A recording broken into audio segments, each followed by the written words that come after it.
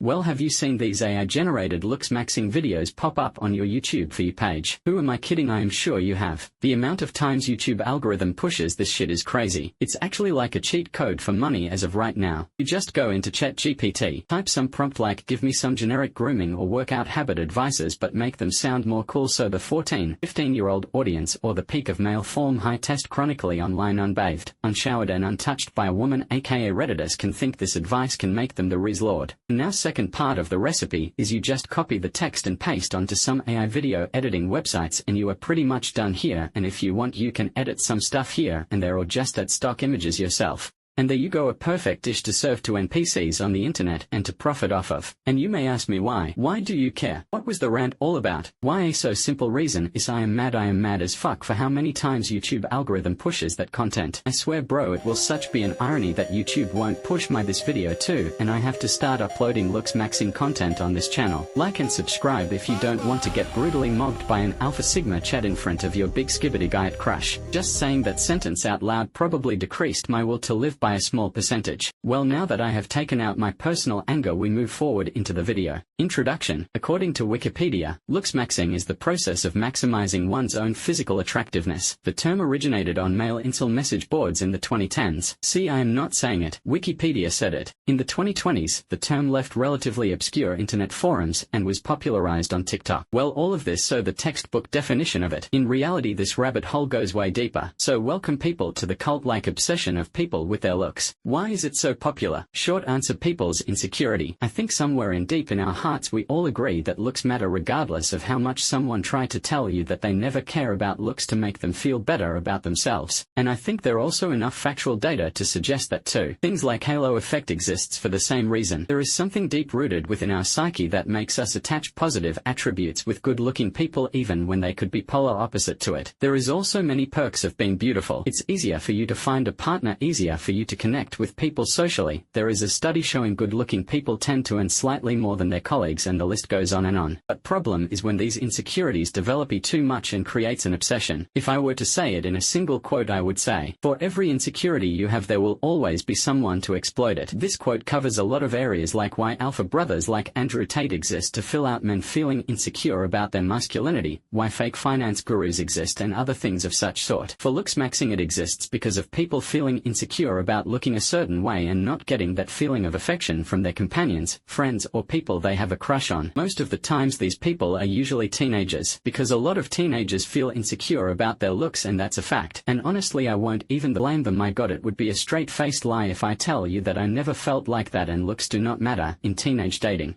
I am a teenager too. The majority of guys that I know that are in relationships are good looking or certainly are above a certain threshold of attractiveness to date. What do I personally think of it? I think it's good to have basic hygiene and self-care routine. If looking better makes you more confident, then all power to you. Well, now that we have set up basics, let's analyze how did this movement that started out as a positive movement turned into this mash pit of greedy influencers trying to profit off of insecure teenagers on YouTube. By the way, we are only going to cover male looksmaxers here cause I don't know nothing about females. If I did, do you think I would be here making this video? Focusing on looks throughout the history has been looked upon as mostly a feminine trait. So historically there has been a sort of pressure on women for looking a certain way. But in recent years, due to the rise of social media and looking at the picture perfect bodies of top 1% model looking individuals online, it has created an unhealthy obsession for looks in young men. The impact of this is so high that at the rate the male body dysmorphia is rising, it's going to take over female body dysmorphia. Not only that, the male loneliness is also on a depressingly high rate,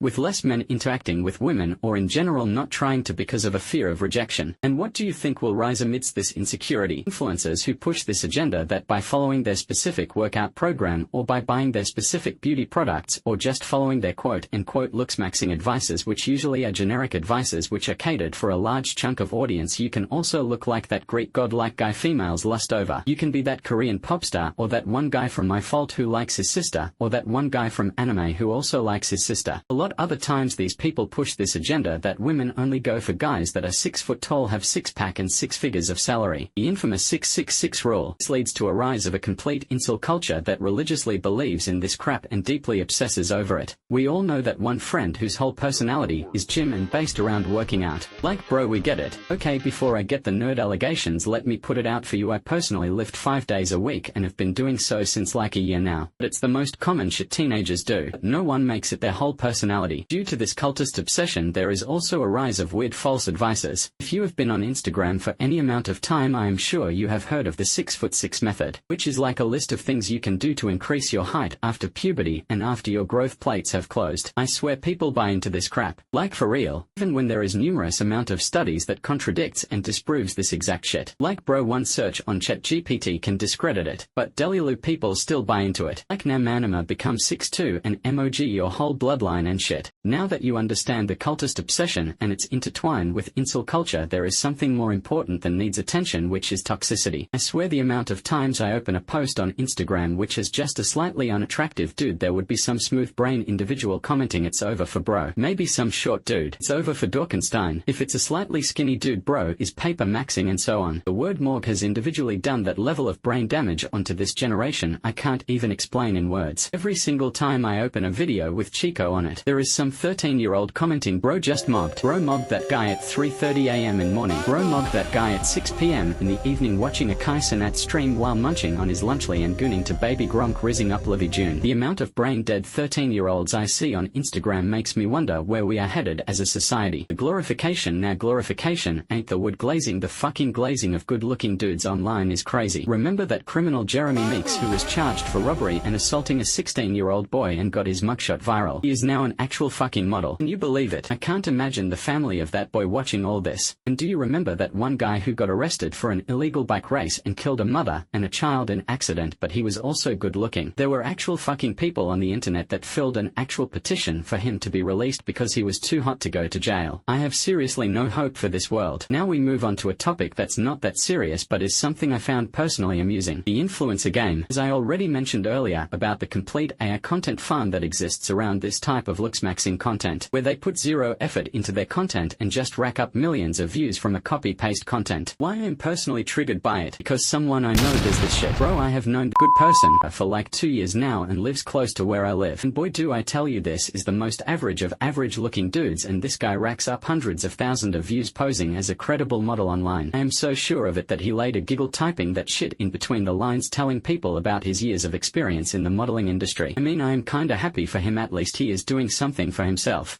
But it would never stop amusing me that there are idiots online that just take people's word for it. What's my personal take on all this? I personally think grooming habits and workout routines are really good for you. I give you my example. I actually grew up as a fat kid and I always felt insecure about my looks. But last year I dropped about 14 kilograms of weight and had a complete transformation looks-wise and personality-wise. I also follow a daily skincare routine. Nothing crazy, just like a basic one: face wash, moisturizer and sunscreen. Just doing very small things, I completely changed how I used to look, so much so that the people I used to know 2 years prior would just walk past me in public not realizing it's me or taking a good minute to recognize me. It helped me gaining more confidence and even landed me a relationship. The first person that I ever dated, she approached me out of the blue. I didn't know her before. Neither did we share any classes together. So much so for people who told me looks don't matter. Fucking liars make me sick to my stomach. Anyways, that will be the end of the video. The main takeaway from this video is self-improvement is a good thing, but obsession is not. And remember the quote: for every insecurity you have, there will always be someone to exploit it. If you enjoyed the video, please consider liking and subscribing to the channel. It would really help to push my channel into the algorithm. Every single word in this script was typed by me with my own hand. In future I would try to bring better content. Till then, bye bye. It's me, Rudy, signing off.